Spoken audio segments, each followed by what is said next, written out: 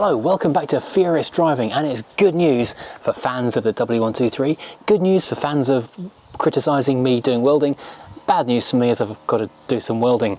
I have been looking quite closely at this gaping hole in the W123 and talking to people online, looking at pictures online. It turns out this is a really common place for these cars to go. They seem to do it all the time. Even very solid cars seem to have rust in these corners, so it's a really, well, unavoidable problem that you have to face if you're owning a 123.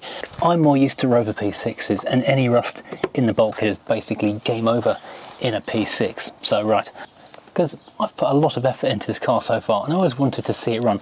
When I first started the project about 18 months, 2 years ago, it was just a thing to see if I could make the car start. That was my big ambition, and I was going to sell it on as a running car just to have it out of my life for having achieved that much with it.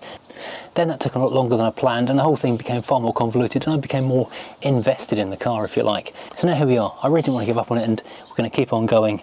Why should the fact it's got the structural integrity of a paper doily stop us on this ridiculous project? Right, let's go and find some spannerage to turn. Oh, and if you haven't already hit the like or subscribe button or leave a comment, then please do. It makes more of a difference than you can possibly imagine if you don't know about the YouTube algorithm. So there we have, it's good news. The Mercedes is definitely gonna, well, try and be saved as well as we possibly can.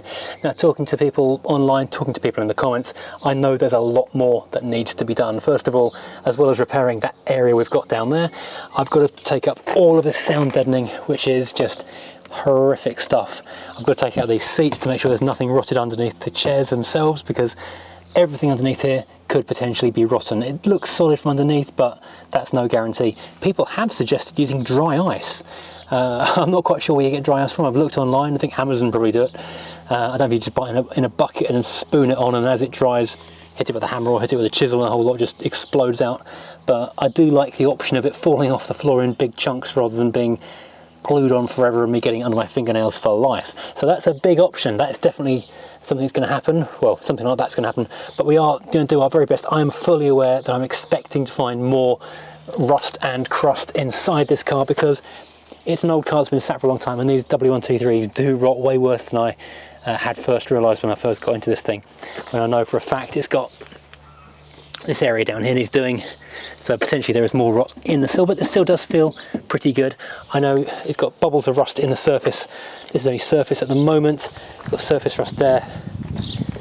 Around here on the back, this has gone through. I imagine someone's filled it very badly, so this glass is probably going to have to come out so I can repair this properly. I learnt the other day that there are some hidden screws. I think you have to pry this colour section out, then there's screws underneath it. More things to break as I try and remove them. So yes, there's lots more to do, but hopefully we can get it all done. But before we start digging into the crust fest that is my floor, let's take a moment to talk about AUTODOC Club. Now, AUTODOC Club is an online repository of automotive maintenance and knowledge. Follow the links in the description below to find hundreds of video tutorials on all kinds of jobs on loads of popular cars and some not so popular ones. Maybe not putting a new floor in a 40-year-old Mercedes, but changing the discs and pads on an old Merc, no problem. So if watching this channel hasn't scarred you emotionally for life, you can learn how to look after your own car yourself by watching these videos. Not watching mine, that's where it goes wrong. And if you're registered on the site, there's a handy garage section where you can keep track of your car or cars' service and maintenance schedules, which for me is invaluable, because let's face it, I haven't exactly got a sensible number of cars here. Right, now let's get back to putting some floor in this car. Right. I'm going to carry on with dismantling this, get this accelerator pedal off the back of here, because I'm trying to work out how these captive nuts work, because they weren't captiving when I was trying the other day. Maybe if I can get a screwdriver in the side of the captivity cage, I can undo them. I'll mark up how far these bolts go from the edge of, well, that shape just there, so I'll put the accelerator back in the right place.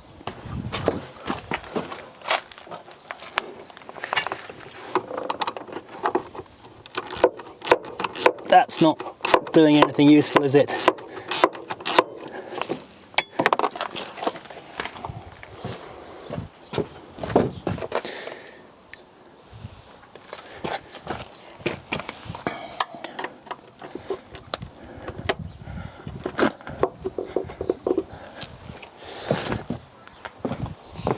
take two.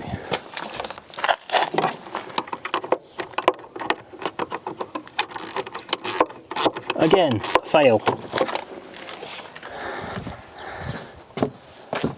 You didn't see that. Again, fail. You didn't see that because the camera was panned in too tight. But I just dropped my socket, sorry, and it fell through the floor of the car. Right, let's uncaptive these captive nuts because they're never coming up with them. Otherwise, I would have thought a job this big would be held up on two tiny bolts holding the accelerator pedal in place. Oh, that's broken. I guess I'll just use Loctite. I don't know if you can see me through the hole or not. We're going to give this one last try before we bring out the angle grinder again. Oh.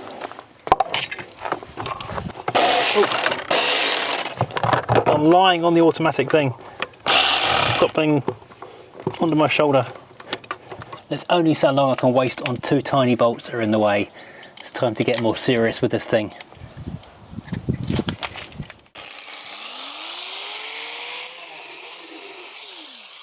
One down.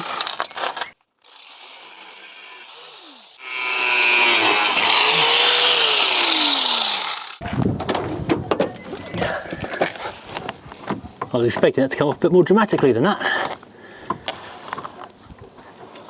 More melty stuff. But now you can see how thin and perforated the metal right behind where this needs to be connected up to is. Well, that's actually quite solid around the pedal itself. Hopefully I can just cut around that and keep this mounting point in the same place. And then there's just this 8mm which holds this bracket up here. Although without, it's still fixed further up behind the dashboard. Right, let's see if we can make less of a mess than we already have of this mess. Things to be aware of, I've got a screw sticking out just here. This is one of the ones that's holding this plastic arch liner up, so that can go. There is a hole just here, which was a drain hole, which clearly was bunged up and wasn't working as it should be, because that's where the water collected here, I assume. That's why these always rot out in the same place, so be aware of putting that back, because when the arch liner goes back in, probably don't know if you can see it or not, there is actually just here, which connects up to it, and I assume, and drains just straight down out into the wheel arch area.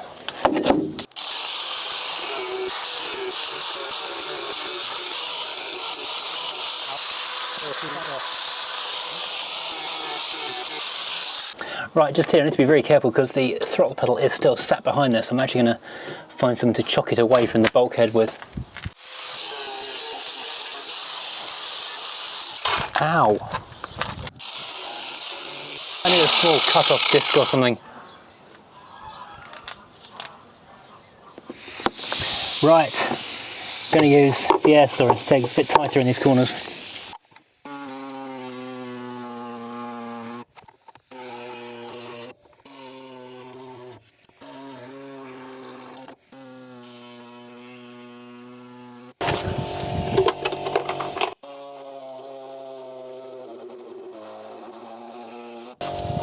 Oh, this is double layered. So we've got the inner wing coming down here, and we've also got the bulkhead behind it as well. So that's kind of fragile.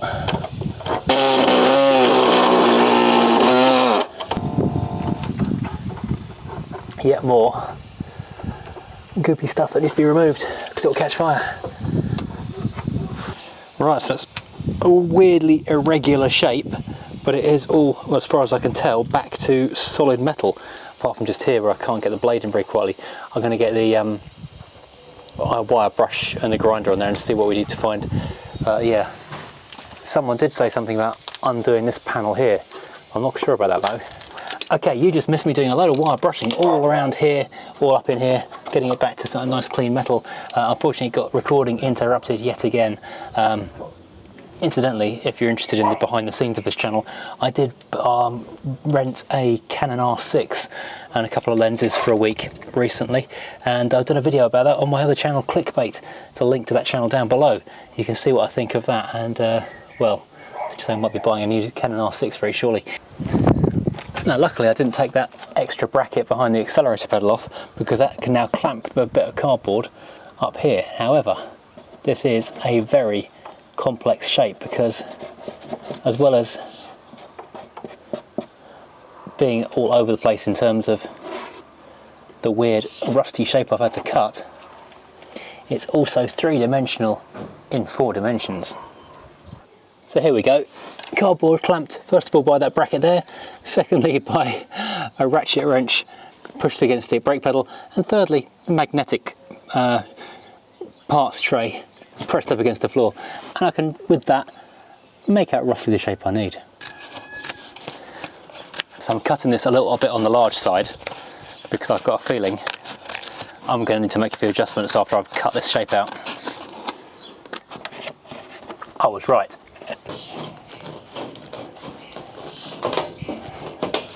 Well, that's not a bad fit, but it's going to take a fair amount of fettling to get it to exactly the right shape before I can weld it. I can't even think about welding it until I've been able to go and get a smaller wire brush or something else, maybe a drill attachment to get in there and clean all that mess up as well. Oh, and I've just noticed more just here.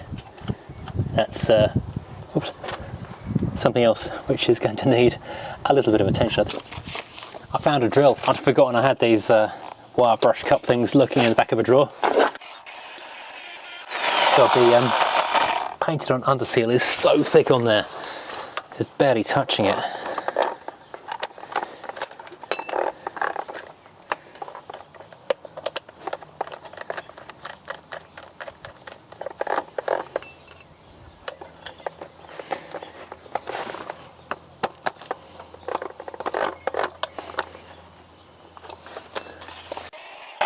I see why it's not doing much. It's because this chuck is just slipping so badly. I'm going to go and get my cordless. Right, see how much battery time I've got left in this thing, because I didn't charge it yesterday. This is as blunt as bums, this brush. That stuff's all going to come off though, because it'll catch fire the moment you get anything remotely warm next to it. Here's a chunk of it. This is how thick this stuff is. It's got to be ground through to make it all come off.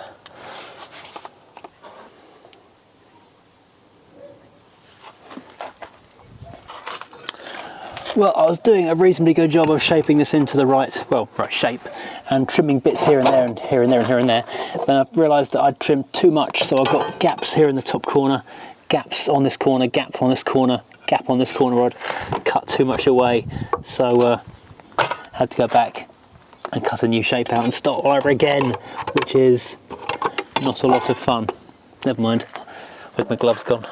Probably one of the slowest parts of all this whole operation is shaping the metal. If it's not a flat thing, if it's a lot further away here than it is just here, and the whole lot curves in every way you can imagine. Oh. Let's turn my audible back on again. Start shaping some more.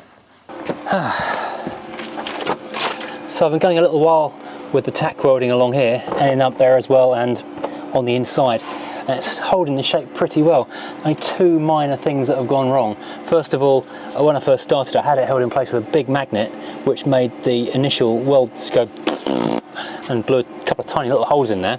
And secondly, where it's all been heated and contracted, it's actually pulled slightly away from this nice neat straight edge. It looks a bit messy and ragged just there, but that box shape is actually meant to be there. It's meant that there should be a large square hole, one there which is still factory and one there which I've left. Cool, so it's kind of not going terribly. Where's my gloves gone?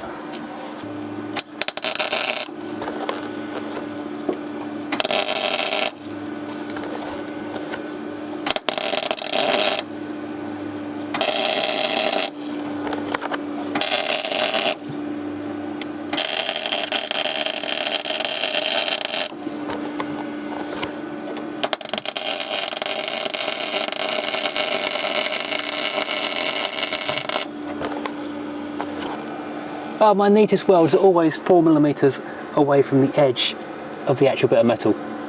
Always the way. Oh, I'm on fire.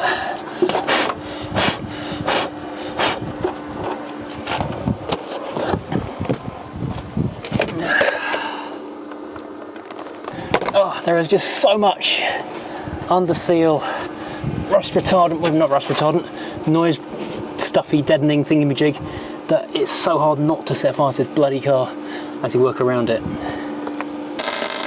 Ow! That's my shirt on fire. But something that's been really, really useful is surprisingly these pry bars, because I can get right up behind the pedal box area and give nice little taps, because it's all metal lined in the middle, because I can't reach a hammer in there to gently sort of tap things into the shape, because I can't get a camera in there to show you what I'm doing, but also I can't get a hammer in there to tap things into the shape I need them to be, but I can reach behind the accelerator and the brake and all that area and tap stuff into the right shape with this thing. So it's going to give a little more adjustment up there.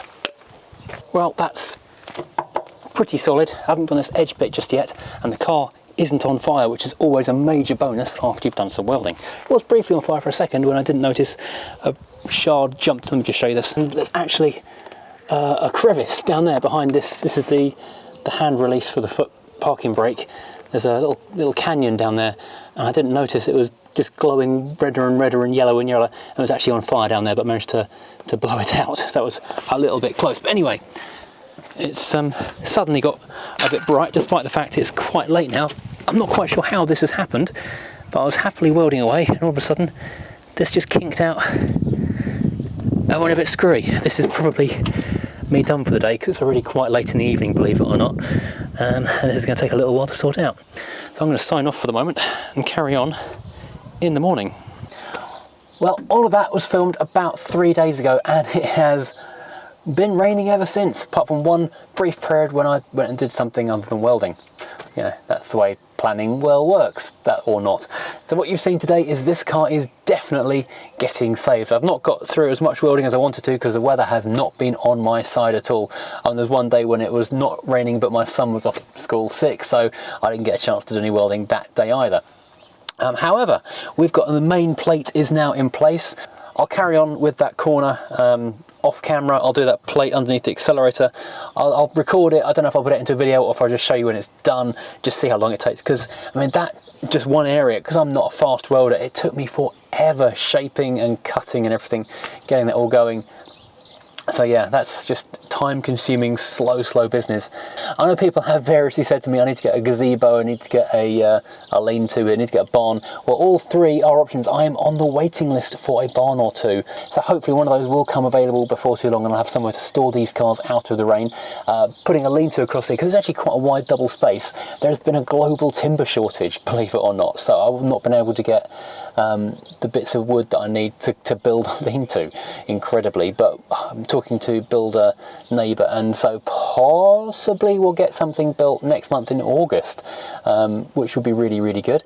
And thirdly, I did actually go and buy a gazebo so I could carry on this video, but foolishly I clicked the cheapest one I could find online without really reading the description, and instead of being a handy pop-up one, it's a build it out of lots of chunks of pipework one, and it was incredibly flimsy. And as I've mentioned many times here before, this is basically a wind tunnel. The wind whips down the little hill of my road straight across the countryside over there. Oh, it's getting heavy, this camera. So until such time as the developers put 1,000 houses over there, we've got countryside, and it just whips across, and so it wasn't going to stand up, so I had to give up on the whole gazebo idea for the time being, which is a bit of a shame. So yeah, there we have it. I'm not sure what's going to happen in the next video, whether that will also be Mercedes or that be one of the other cars, because I've got to get the welding done, but also I get pretty bored doing welding pretty fast, so I might have some other things to attend to on the car instead, just to keep my interest levels up, as well as hopefully yours. Also Quentin might come back. Quentin's still with the body shop. Unfortunately their painter has been off for a few days. The car is fully prepped, but no one to paint it as he's been sick, so things aren't going well. Of course, we've all still got the Alfa, we've got the Volvo, got the Mini. They've all got stuff needs doing as well, so we'll see what happens in the next video release. In the meantime, thank you for watching. If you haven't subscribed already, then please do. Then you can keep track of these ridiculous projects and find out what it's like to actually run a fleet of 10 cars, try to do everything yourself, which is a very foolhardy thing to attempt, in all honesty. Thank you for watching, and join me again next time. Well, we'll be doing, I don't know what, who knows what we'll be doing, frankly. Thanks for watching, take care, goodbye.